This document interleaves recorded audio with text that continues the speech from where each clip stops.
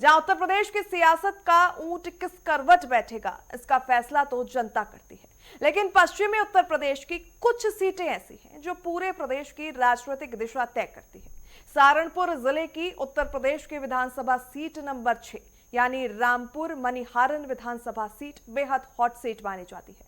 दरअसल ये जो है एक अनुसूचित जाति के लिए सुरक्षित सीट है। क्या कुछ वहां का मिजाज है, क्या जनता का रुख है, रिपोर्ट में देखिए।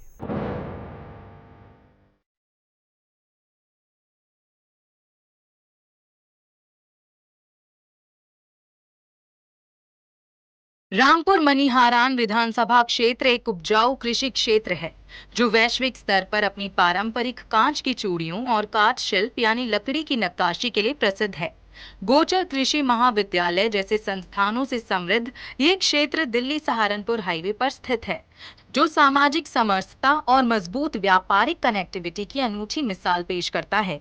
एसआईआर के हालिया सर्वे जमीनी हकीकत, सटीक सामाजिक आंकड़ों और विकास के दावों के जरिए आज हम आपको इस सीट का पूरा लेखा जोखा समझाएंगे। आगामी चुनावों को लेकर यहाँ का सियासी तापमान क्या है, इसको लेकर नेटवर्क 10 की टीम रामपुर मनिहारान पहुंची है। उत्तर प्रदेश में विधानसभा चुनाव जल्द होने वाले हैं। ऐसे में नेटवर्क 10 की टीम हर विधानसभा पहुंच रही है। बात की जाए तो रामपुर मनिहारन पहुंची थी। यहाँ पर जाना है किस तरीके से विधायक ने विकास कार्य कराए हैं, कितने जनता के बीच पहुंचते हैं। सहारनपुर जिले की रामपुर मनिहारान विधानसभा सीट उत्तर प्रदेश की राजनीति में एक बेहद महत्वपूर्ण स्थान रखती है। साल 2012 में अस्तित्व में आई इस सुरक्षित सीट पर वर्तमान में भारतीय जनता पार्टी का परचम लहरा रहा है। पिछले यानी 2022 के विधानसभा चुनाव में बीजेपी के देवेंद्र कुमार निम ने यहां ऐतिहासिक जीत दर्ज की थी।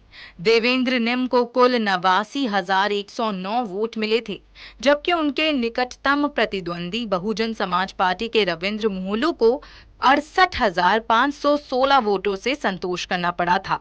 देवेंद्र निम ने यह मुकाबला लगभग 20,593 मतों के बड़े अंतर से जीता था।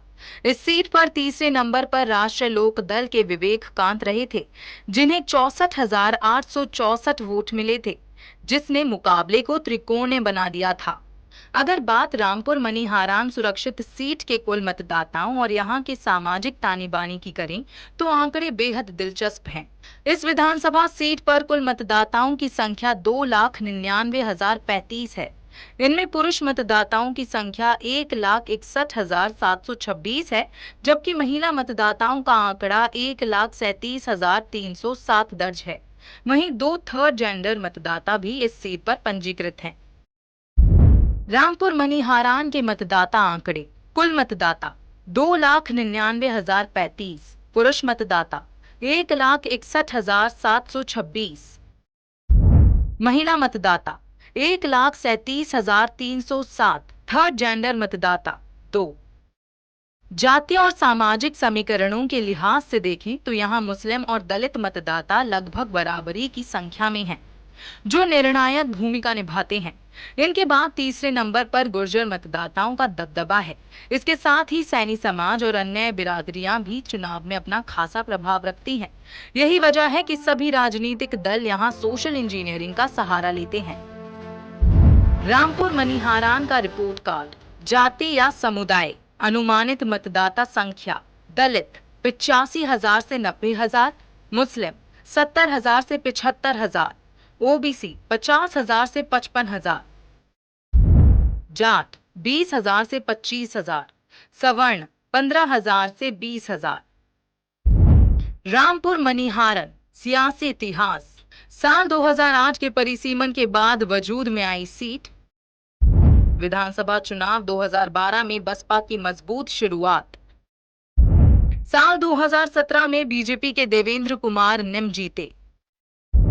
साल 2022 के चुनाव में बना कड़ा त्रिकोणीय मुकाबला। विपक्षी बिखराव से बीजेपी दोबारा भारी मतों से विजयी। रामपुर मनिहारान विधानसभा सीट का इतिहास मुख्य रूप से बीजेपी और बसपा की आपसी प्रतिद्वंदिता का गवाह रहा है। साल 2012 के पहले चुनाव में बसपा ने यहां जीत दर्ज की थी, लेकिन 2017 की मोदी लहर में बीजेपी के देवेंद्र निम ने बेहद करीबी मुकाबले में बाजी मारी। 2022 के चुनाव में सपा रालोद गठबंधन के मैदान में उतरने से मुकाबला त्रिकोणीय हो गया। जिसने विपक्षी वोटों को बिखेरकर बीजेपी की राह आसान की और देवेंद्र निम दोबारा भारी मतों से विजयी हुए। क्षेत्र की नब्ज टटोलने के लिए किए गए एसआईआर के हालिया सर्वे में कई चौंकाने वाली बातें सामने आई हैं। जमीनी हकीकत ये बयां करती है कि ग्रामीण और शहरी इलाकों में विकास कार्यों को लेकर मिलीजुली प्रतिक्रिया है। सर्वे के मुताबिक शासन स्तर पर सरकार की नीतियों को लेकर लोगों में भारी उत्साह है, लेकिन स्थानीय स्तर पर कुछ मुद्दों को लेकर जनता अब भी मुखर है। सुरक्षित सीट होने के कारण यहां दलित वोटों का बिखराव और मुस्लिम मतदाताओं का ध्रुवीकरण हमेशा से ही सबसे बड़ा फैक्टर रहा है। सर्वे ये भी संकेत देता है कि इस बार मुख्य मुकाबला और भी कड़ा होने वाला है, क्योंकि मतदाता अब केवल वादों पर नहीं बल्कि धरातल पर हुए कामों को देखकर ही अपना मन बना रहा है। आइए यहाँ की जनता का मूड उन्हीं की जुबानी जान लेते हैं। आज तक हमारे यहाँ जितने भी विधायक हुए हैं, हमारी होश में जितने विधायक हुए, सबसे बढ़िया विधायक हैं। सबसे ज्यादा समय उन्होंने यहाँ दिया है। हमारे यहाँ तो हमारा वार्ड पड़ता है वार्ड 11, जो नगर निगम में आता है, लेकिन विधानसभा हमारी रामपुर मनिहारन है। उसके बावजूद भी विधायक जी लगातार यहाँ आते हैं, प्रयास करते हैं, और आज तक जितने भी हमारे मुद्दे थे यहाँ के सारे उन्होंने निपटाने का, सुलझाने का काम किया है। सारे कार्य जो विकास कार्य उनके द्वारा ही कराए गए हैं। बहुत बड़ी समस्या हमारे यहाँ 25-26 साल से हुआ करती थी शमशान घाट की। विधायक जी ने ही वो समस्या का समाधान कराया। बहुत अच्छा शमशान घाट बनवाया है। 35-40 लाख रुपए खर्च करवा करके प्राधिकरण के द्वारा उन्होंने निर्माण कराया है। इसके अलावा जो सड़कें गांव में बहुत वर्षों से टूटी पड़ी थी, उन सब सड़कों का निर्माण करवाया है। बिजली पानी की जो समस्या सबका उन्होंने बहुत अच्छे से समाधान कराया है। विधायक जी का जो है बहुत अच्छा कार्यकाल ये रहा है हमारे लिए। योगी जी की सरकार को कैसे देखते हैं? योगी जी तो बेस्ट है जी। योगी जी ऐसा तो कोई हो ही नहीं सकता जी। योगी जी तो बहुत ही उम्दा कार्यकाल मानेंगे। आज तक का स्वर्णिम इतिहास उत्तर प्रदेश का उन्होंने बना दिया है। तो क्या तीसरी बार हैट्रिक लगेगी? एक तो 10% लगेगी, भाई साहब बिल्कुल लगेगी। योगी जी जैसा तो कोई है ही नहीं। विधायक जी को 10 में से कितने नंबर? विधायक जी 10 में 10 जी, हमारे बहुत अच्छा काम कर रहे हैं। कैसे देखते हैं विधायक जी के कार्यकाल को? कैसी कार्यशैली है विधायक जी की? विधायक जी का कार्यकाल बढ़िया है, कार्यशैली कैसी है? बहुत अच्छी है। मिलनसार भाई मिलते जुलते हैं, मिलते जुलते आते हैं। जब भी अपने क्षेत्र में आते हैं तो हमारा गांव ये काशीराम कॉलोनी इधर आते हैं। कुछ विशेष कार्य कराया? विशेष कार्य तो एक टंकी दी है उन्होंने, यहाँ पे 2 पार्क दिए है, वो भी नाली का काम चलने वाला है, वो चलेगा भी। तो 2027 फिलहाल आरओ का काम चल रहा है फिलहाल। 2027 में कैसा रहेगा? बढ़िया रहेगा। योगी जी को कैसे रहेगा? योगी जी तो बस आंखों के तारा है। 10 में से विधायक जी को कितने? 10 अच्छे कर रहे हैं ये काम जो विधायक जी, जो बात है आना जाना कैसा है? बढ़िया है, बढ़िया है सब कुछ। क्षेत्र की जनता के लिए कार्य करते हैं जी। 2027 को लेकर 2027 में जीत ही जाएंगे ये यहाँ तो। योगी जी भी कार्यकाल कर रहे थे। योगी जी तो कह रहे अच्छे मुख्यमंत्री हैं ये।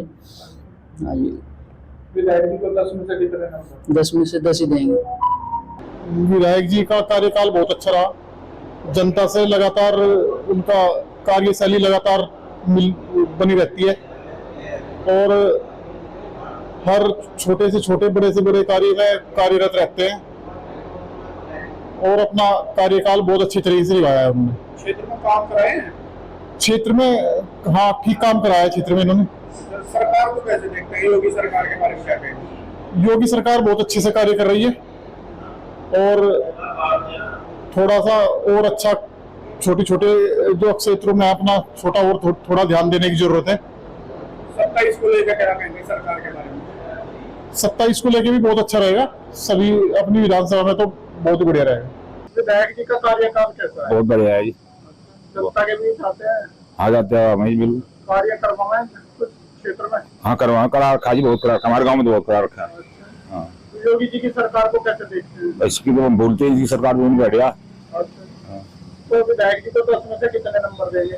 अभी हमारे तो सारे पूरे हैं भाई, बीजेपी को सब नंबर सारे 2027 को लेकर पूरा होगी, पहले से भी ज्यादा होगी। इस बीच क्षेत्र के क्षेत्रीय विधायक देवेंद्र निम ने हमारे संवाददाता से बात करते हुए अपने कार्यकाल की उपलब्धियों को गिनाया। विधायक देवेंद्र निम का दावा है कि उनके कार्यकाल में रामपुर मनिहारान विधानसभा क्षेत्र में ऐतिहासिक विकास कार्य कराए गए हैं। क्षेत्र में सड़कों का जाल बिछाया गया है, जिससे कनेक्टिविटी बेहतर हुई है। शिक्षा, सड़क, बिजली और स्वच्छ पानी जैसी जो भी मूलभूत आवश्यकताएं हैं, उन्हें बिना किसी भेदभाव के क्षेत्र की जनता तक पहुंचाया गया है। उन्होंने साफ कहा है कि योगी सरकार की सबका साथ सबका विकास की नीति के तहत इस सुरक्षित सीट पर पंक्ति के आखिरी व्यक्ति तक सरकारी योजनाओं का लाभ पहुंचाया गया है।